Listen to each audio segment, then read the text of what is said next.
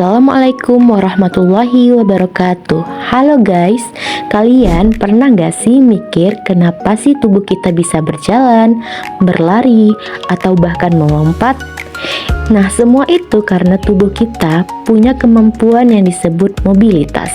Mobilitas adalah kemampuan tubuh untuk bergerak secara aktif dan terkoordinasi. Mobilitas ini memungkinkan kita untuk melakukan aktivitas sehari-hari seperti mengangkat tangan, menari, menulis, bahkan sekedar mengadipkan mata. Nah, semua itu bisa terjadi karena kerjasama antara sistem rangka, sendi, otot, dan sistem saraf kita. Yuk kita mulai perjalanan seru untuk mengenal sistem gerak manusia dari yang paling dasar, yaitu tulang. Tubuh kita disusun oleh lebih dari 200 tulang yang membentuk sistem rangka. Tulang-tulang ini saling terhubung membentuk kerangka yang berfungsi untuk menopang tubuh, melindungi organ dalam, menyimpan mineral, dan tentunya menjadi tempat melekatnya otot agar kita bisa bergerak. Tulang dibagi menjadi beberapa jenis berdasarkan bentuknya. Yang pertama ada tulang tidak teratur atau irregular bone. Letaknya di bagian tubuh yang bentuk tulangnya tidak beraturan dan kompleks. Contohnya pada tulang belakang atau vertebrae di sepanjang punggung. Lalu ada tulang pipih atau flat bone. Letaknya di bagian tubuh yang butuh perlindungan organ atau tempat melekatnya otot. Contohnya pada tulang dada atau sternum di tengah dada. Lalu ada tulang pipa atau long bone. Letaknya di bagian lengan dan kaki yang berfungsi untuk pergerakan dan penyangga. Contohnya pada femur atau paha. Dan yang terakhir ada tulang pendek atau short bone. Letaknya di bagian yang membutuhkan fleksibilitas dan gerakan terbatas. Contohnya pada tulang karpal dan pergelangan tangan. Dan terakhir ada tulang sesamoid. Itu terletak di dalam tendon dekat sendi. Contohnya pada tempurung lutut atau patella di depan sendi lutut. Nah, karena tulang-tulang ini saling bertemu di berbagai titik tubuh, sekarang kita lanjut ke bagian penting lainnya yang menghubungkan antar tulang, yaitu sendi. Sendi adalah titik temu antar tulang yang memungkinkan terjadinya gerakan. Tanpa sendi, tulang hanya akan menjadi rangka kaku. Berdasarkan gerakannya, sendi dibagi menjadi 3, sendi mati, sendi kaku, dan sendi gerak. Yang pertama ada sendi mati atau sinatrosis, yaitu sendi yang tidak memungkinkan adanya gerak. Contohnya sendi antar tulang penyusun tengkorak. Lalu ada sendi kaku atau amfiartrosis, yaitu hubungan antar tulang yang memiliki sedikit gerakan atau terbatas karena tidak memiliki daerah sinovial. Contohnya tulang rusuk dan tulang belakang. Dan yang terakhir ada sendi gerak atau diartrosis, yaitu sendi bebas bergerak, terbagi menjadi sendi engsel, misalnya pada siku dan lutut, sendi peluru, seperti pada bahu dan panggul, sendi putar di leher bagian atas, dan terakhir sendi plana di pangkal ibu jari. Sendi memungkinkan pergerakan yang fleksibel dan bervariasi, tapi sendi hanya bisa bergerak karena adanya alat gerak aktif, yaitu otot. Yuk kita lanjut ke bagian berikutnya. Apa sih itu otot? Otot adalah jaringan yang melekat pada tulang dan berperan dalam pergerakan. Otot bekerja dengan cara berkontraksi atau memendek dan relaksasi atau memanjang. Ketika otot berkontraksi, tulang yang melekat padanya akan tertarik dan bergerak. Otot ada 3 jenis. Yang pertama, otot rangka atau lurik, yaitu otot yang menempel pada tulang dan bisa dikendalikan secara sadar. Contohnya pada otot bicep dan tricep. Selanjutnya, otot polos, yaitu otot yang bekerja di organ dalam, seperti usus. Gerakannya tidak sadar. Yang terakhir ada otot jantung, yang hanya ada di jantung, bekerja memompa darah ke seluruh tubuh terus-menerus tanpa kita sadari. Nah, gerakan otot rangka bersifat antagonis, artinya saling berlawanan. Contohnya, saat mengangkat lengan, otot bicep akan berkontraksi, sementara otot tricep akan relaksasi. Saat menurunkan lengan, sebaliknya yang terjadi. Tapi, siapa yang memberitahu otot untuk bergerak? Jawabannya adalah sistem saraf. Yuk kita bahas. Sistem saraf adalah sistem koordinasi yang bertanggung jawab dalam mengatur dan mengendalikan segala aktivitas tubuh, termasuk gerakan. Sistem ini bekerja dengan sangat cepat, bahkan dalam hitungan sepersekian detik loh. Sistem saraf dibagi menjadi dua bagian utama. Yang pertama, sistem saraf pusat atau SSP, di mana terdiri dari otak dan sumsum tulang belakang. Otak adalah pusat pengendali utama, sementara sumsum tulang belakang bertugas menyampaikan pesan dari otak ke seluruh tubuh. Selanjutnya ada sistem saraf tepi atau SST yang terdiri dari saraf-saraf yang keluar dari sumsum tulang belakang ke seluruh tubuh. Fungsinya untuk menerima rangsangan dari lingkungan dan menyampaikan respon dari otak ke otot. Cara kerjanya begini nih, saat kita ingin bergerak, otak akan mengirimkan impuls listrik melalui sistem saraf ke otot tertentu. Otot akan menerima sinyal ini lalu berkontraksi. Misalnya, saat kita ingin mengangkat tangan, otak akan memberikan perintah ke otot bicep melalui saraf, lalu tangan pun terangkat. Begitulah tubuh kita bisa bergerak dengan cepat dan presisi.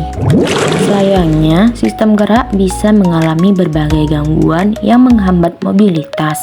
Gangguan ini bisa terjadi pada tulang, sendi, maupun otot loh. Contoh gangguannya antara lain, yang pertama ada osteoporosis, yaitu suatu kondisi di mana tulang menjadi rapuh dan mudah patah.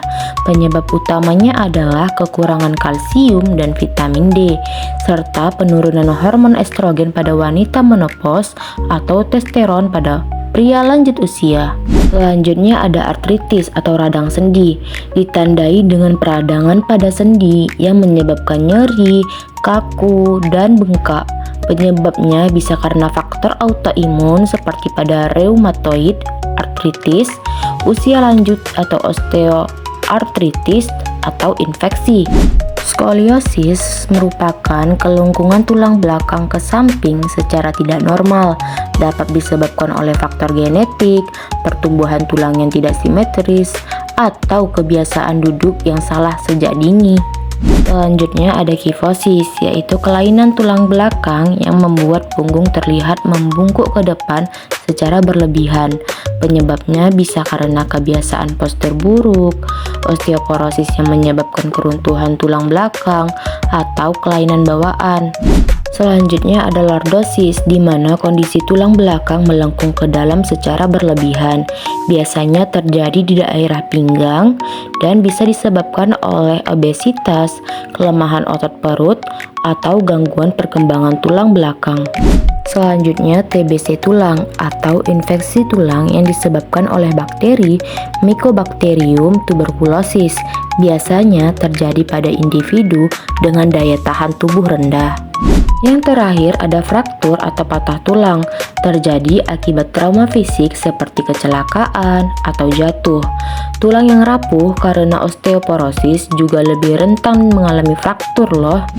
Gangguan-gangguan ini bisa sangat mengganggu aktivitas sehari-hari dan bahkan menurunkan kualitas hidup. Oleh karena itu, penting untuk mengenali gejalanya sejak dini dan memahami penyebabnya agar bisa ditangani dengan tepat. Ternyata sebagian besar dari gangguan tersebut bisa diobati dan dikelola loh. Penanganannya bisa dilakukan berdasarkan jenis dan tingkat keparahan gangguan yang dialami.